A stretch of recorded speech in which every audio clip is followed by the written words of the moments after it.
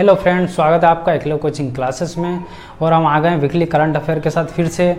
तो चलिए शुरू करते हैं। और सबसे पहले मैं आपको बता दूं कि जो करंट अफेयर की जो पीडीएफ है आपको डिस्क्रिप्शन पे मिल जाएगी, आपको कोई नोट्स बनाने की ज़रूरत नहीं है, ठीक है। तो चलिए शुरू करते हैं करंट अफेयर और देखते हैं सबसे पहला प्रश्न।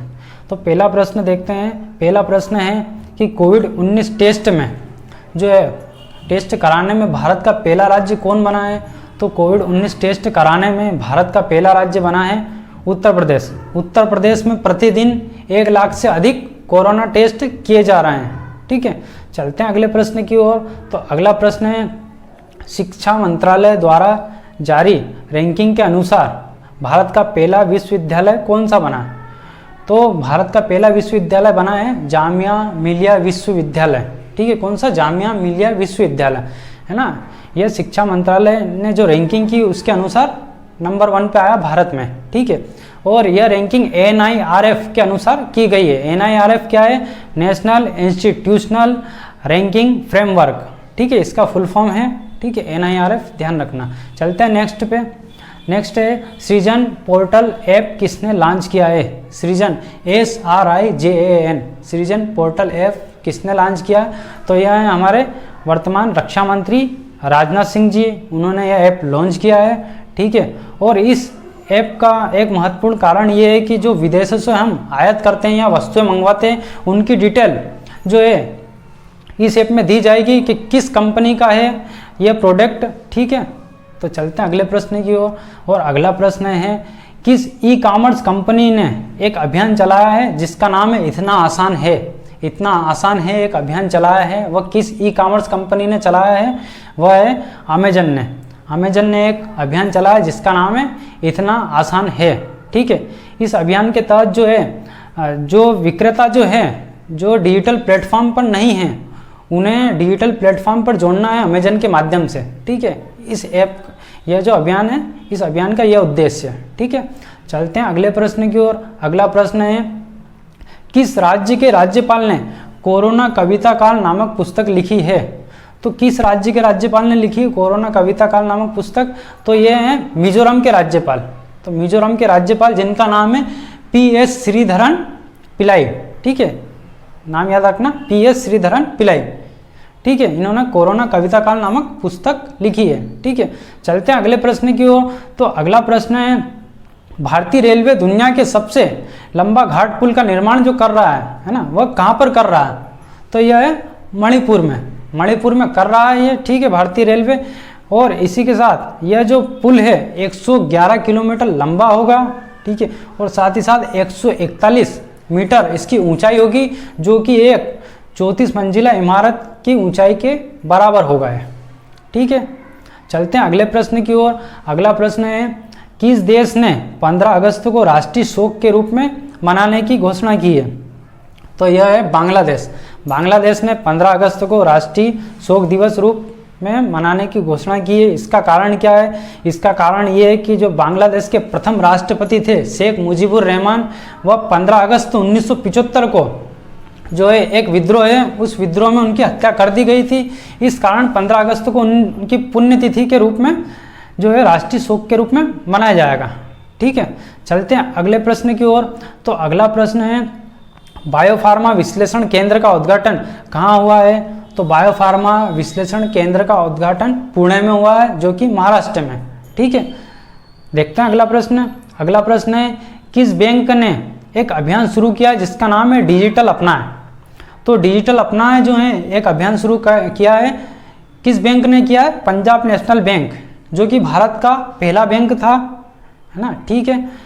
और इसी के साथ मैं आपको बता दूं कि यह जो अभियान शुरू किया है, इसमें जो भी खाता धारक है जिसका अकाउंट इस बैंक में है, वह जो भी पहला डिजिटल लेन देन करेगा, तो उसमें जो प्रति 5 रुपये हैं हर महीने के, वह PM केयर फंड में ऑटोमेटिक चले जाएंगे, ठीक है, इस खाता धारकों के, ठीक है। चलते हैं अगले प्रश्न की ओर। तो अगला प्रश्न है, किसने one sun one world one grid योजना की घोषणा की है। तो one sun one world one grid नामक जो योजना की घोषणा की है, वो है हमारा माननीय प्रधानमंत्री नरेंद्र मोदी जी ने, ठीक है, इन्होंने यह घोषणा की है। तो इस योजना के तहत जो है सौर ऊर्जा उन देश को दी जाएगी जो कि पिछड़े हुए देश हैं, ठीक है। तो पिछड़े हुए देश जैसे कि अफ्रीका हुआ, है ना, ऐसे पिछड़े हुए देश जो महाद्वीप है उनके जो देश हैं उन्हें जो है यह सुविधा दी जाएगी, सौर ऊर्जा उन्हें प्रदान की जाएगी, ठीक है। चलते हैं अगले प्रश्न की ओर। अगला प्रश्न है, किस राज्य ने नशा मुक्त भारत अभियान चलाया है, ठीक है। तो नशा मुक्त भारत अभियान चलाया है जम्मू कश्मीर राज्य ने, है ना, जम्मू कश्मीर राज्य ने चलाया है ना। इसके तहत जो है नशीली दवाओं का दुरुपयोग से जो रोकथाम है, साथ ही साथ जो नशा करते हैं व्यक्ति उनका उपचार इत्यादि इसमें सम्मिलित है, ठीक है, ध्यान रखना आप। चलते हैं अगले प्रश्न की ओर। अगला प्रश्न है, किसने फुल स्पेक्ट्रम इंडियाज वॉर्स 1972 से 2020 जो नामक पुस्तक लिखी है? तो यह अर्जुन सुब्रमण्यम ने फुल स्पेक्ट्रम इंडियाज वॉर्स 1972 से 2020 नामक पुस्तक लिखी है।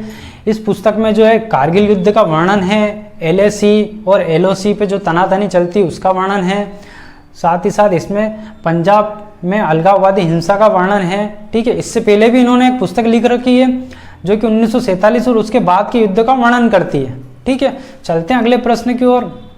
अगला प्रश्न है, BSF के नए महानिदेशक कौन बने हैं, ठीक है। तो BSF के नए महानिदेशक बने राकेश अस्थाना, ठीक है, ध्यान रखना। राकेश अस्थाना जो है पहले नागरिक उड्डयन सुरक्षा ब्यूरो, ठीक है, इसके जो है महानिदेशक रह चुके हैं, ठीक है, ध्यान रखना आप। चलते हैं नेक्स्ट प्रश्न पे। अगला प्रश्न है, किस बैंक ने बचत खाता ग्राहकों के लिए निःशुल्क SMS सुविधा शुरू की है, ठीक है। तो जो सेविंग अकाउंट है जिस बैंक में उनके लिए निःशुल्क SMS सुविधा शुरू की वो है SBI ने निःशुल्क सेविंग अकाउंट के लिए SMS सुविधा शुरू की है ना। इसके तहत 44 करोड़ खाता धारकों को लाभ मिलेगा, ठीक है, ध्यान रखना आप। कितने? 44 करोड़ खाता धारकों को लाभ मिलेगा। जो भी SMS पे जो चार्ज लगते थे वह अब जो सेविंग अकाउंट है जिसका SBI में, उन्हें अब वो चार्ज निःशुल्क कर दिया गया, ठीक है। चलते हैं अगले प्रश्न की ओर। अगला प्रश्न है, किसने IPL 2020 की टाइटल स्पॉन्सरशिप अधिकार को जीता है? तो यह है ड्रीम 11 ने IPL 2020 की टाइटल स्पॉन्सरशिप को जीत लिया है और पहले नंबर पे 222 करोड़ की बोली के साथ ये पहले नंबर पे आ गई है और जीत लिया है। इसी के साथ दूसरे नंबर पे जो थी वह 202 करोड़ के साथ बायजूस जो है एजुकेशन ऐप है, ठीक है, उन्होंने बोली लगाई थी। और इसी के साथ 170 करोड़ के साथ जो एजुकेशन ऐप है अनअकैडमी, उन्होंने भी बोली लगाई थी इसमें, ठीक है, ध्यान रखना। और इसी के साथ में आगे चलते हैं तो यह देखते हैं इसमें कि जो IPL है इस बार का वो कहाँ पर होगा? तो इस बार का जो IPL है UAE संयुक्त अरब अमीरात में होगा, ठीक है। और ये कब से कब तक होगा? तो यह होगा 19 सितंबर से 10 नवंबर के बीच होगा IPL, ठीक है, संयुक्त अरब अमीरात में, ठीक है। अब चलते हैं अगले प्रश्न की ओर। तो अगला प्रश्न है, कौन सा देश इंटरनेट गुणवत्ता के मामले पर शीर्ष पर रहा है? तो कौन सा देश इंटरनेट के मामले में शीर्ष पर रहा? ये डेनमार्क है ना। डेनमार्क ने 0 शिकायत के साथ ही यह गुणवत्ता हासिल की है, ठीक है। तो ये इंटरनेट के मामले में शीर्ष पर रहा है, ठीक है। चलते हैं अगले प्रश्न की ओर। अगला प्रश्न है, ICC के बल्लेबाजों में टेस्ट क्रिकेट जो रेटिंग होती है उसमें नंबर 1 पर कौन रहा? कौन सा बल्लेबाज? तो ये स्टीव स्मिथ जो कि ऑस्ट्रेलिया के खिलाड़ी हैं। टेस्ट मैचों में जो है ICC की रैंकिंग होती है, जो टेस्ट मैचों में प्रथम नंबर पे कौन रहा? स्टीव स्मिथ जो कि ऑस्ट्रेलिया के बल्लेबाज हैं, ठीक है। दूसरे स्थान पर विराट कोहली रहे हैं, ठीक है, ICC रैंकिंग में, ठीक है। चलते हैं अगले प्रश्न की ओर। अगला प्रश्न है, भारत में किस कंपनी ने कोरमा ऐप लॉन्च किया है? तो भारत में किस कंपनी ने कोरमा ऐप लॉन्च किया? यह है गूगल ने भारत में कोरमा ऐप लॉन्च किया है ना। इस ऐप के जरिए जो है जिस व्यक्ति को जिस जॉब में रुचि है, ठीक है, वह इस ऐप के जरिए वह जॉब पा सकता है, ठीक है। चलते हैं अगले प्रश्न की ओर। अगला प्रश्न है, स्वच्छता सर्वेक्षण में देश में शीर्ष स्थान पर कौन सा शहर रहा? तो स्वच्छता सर्वेक्षण में देश में पहले स्थान पर जो शहर रहा है उसका नाम है इंदौर लगातार चौथी बार जो है स्वच्छता सर्वेक्षण पे आया है। इसी के साथ एक और प्रश्न बनता है कि स्वच्छता सर्वेक्षण पे पहला राज्य कौन सा बना है। ठीक है, स्वच्छता सर्वेक्षण पे इस बार जो बना है पहला राज्य वो है छत्तीसगढ़। छत्तीसगढ़ है जो कि पहला राज्य बन चुका है। ठीक है, स्वच्छता सर्वेक्षण में इस साल में। ठीक है, चलते हैं अगले प्रश्न की ओर। तो अगला प्रश्न है मंडुवाडी रेलवे स्टेशन का नाम बदलकर क्या रख दिया गया है। तो मंडुवाडी रेलवे स्टेशन का नाम जो है अब बदलकर बनारस रेलवे स्टेशन रख दिया गया है। ठीक है, बनारस रेलवे स्टेशन यह कहाँ पर है, यह है उत्तर प्रदेश में, है ना। ठीक है, तो ध्यान रखना इसका नाम अब बनारस रेलवे स्टेशन कर दिया गया मंडुवाडी रेलवे स्टेशन का। ठीक है, नेक्स्ट देखते हैं। नेक्स्ट है किस बैंक ने सशस्त्र बलों के जवानों के लिए जो है शौर्य KGC कार्ड लॉन्च किया है। ठीक है, तो यह है HDFC बैंक ने। HDFC बैंक ने जो है सशस्त्र बल के जवानों के लिए शौर्य KGC कार्ड लॉन्च किया है ना। इसमें जवानों को जो है 10 लाख का फ्री लाइफ इंश्योरेंस दिया जाएगा। साथ ही इस कार्ड के जरिए जो जवान हैं खेती से संबंधित जो सामान है वो खरीद सकेंगे। ठीक है, चलते हैं अगले प्रश्न की ओर। तो अगला प्रश्न है हाल ही में NRA परीक्षा के स्कोर के आधार पर नौकरी देने वाला पहला राज्य कौन बना है। तो NRA परीक्षा के आधार पर जो है नौकरी देने वाला पहला राज्य बना है मध्य प्रदेश।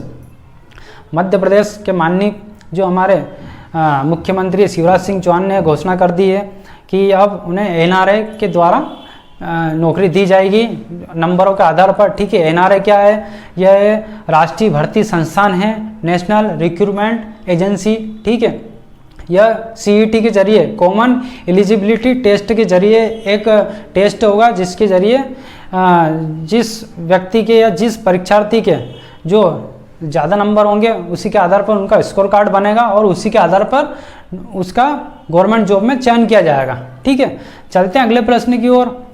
अगला प्रश्न देखते हैं कोविड-19 से जुड़ा द कोरोना फाइटर गेम किसने लॉन्च किया। तो कोविड-19 से जुड़ा द कोरोना फाइटर गेम जो लॉन्च किया वह है डॉक्टर हर्षवर्धन सिंह। ठीक है, जो कि वर्तमान स्वास्थ्य मंत्री हैं।